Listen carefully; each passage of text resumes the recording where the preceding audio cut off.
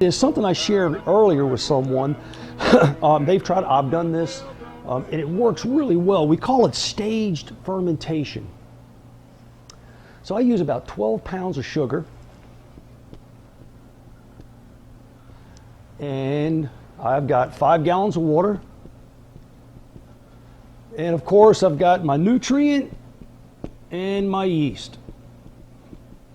Now remember, when you're doing a sugar wash, in particular a straight sugar wash, the nutrient is absolutely necessary. If you're using a lot of grain, a lot of those nutrients are already there in the grain, so the yeast nutrient is not as important, but it's always better to have and not need than to need and not have. So I always use it anyway.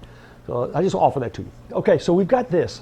What I'll do is I'll take the first 2 pounds of this 12-pound sugar bill, and I'll put the 2 pounds of sugar in and fill it up with water. That leaves me with 10 pounds of sugar. Now I'll take that 10 pounds of sugar and I'll divide that up into 3 different bags. It's like 3 1/3 pound. So I've got 3 bags times 3.3 pounds. Now you don't have to be exact. I mean, come on, just all you got to do is measure it out. You don't have to use a scale or weigh it. It's the point is to stage your fermentation.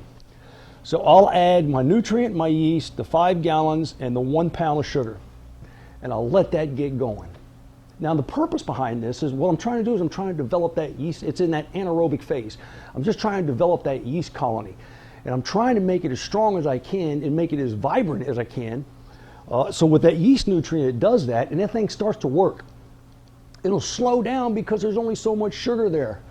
Well, about a day and a half or 2 days into it, I'm going to open the top of this up, and I'm going to take one of those 3 bags, and I'm going to dump 3.3 pounds of sugar in. Give it a stir, close it up, and let it set for another 2 days. After that, I'm going to open it up, and I'm going to add, then I'm going to add another bag into that.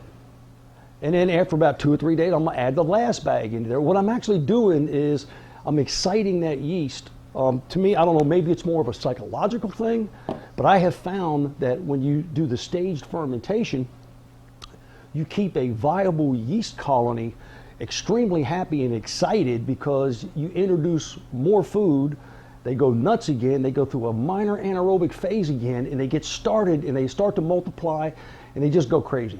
So this is the way I have found where I can get the most alcohol percent based on what is in my sugar bill or grain bill or whatever have you. You can do the same thing with grain. If you were using a grain and you're adding sugar in order to boost it, I'd recommend just using the sugar to do the staged fermentation and leave all the grain. Because it's a lot more difficult to separate the grain, because I actually leave the grain out of my fermenter. Some people put the grain in the fermenter. It doesn't matter, it's up to you.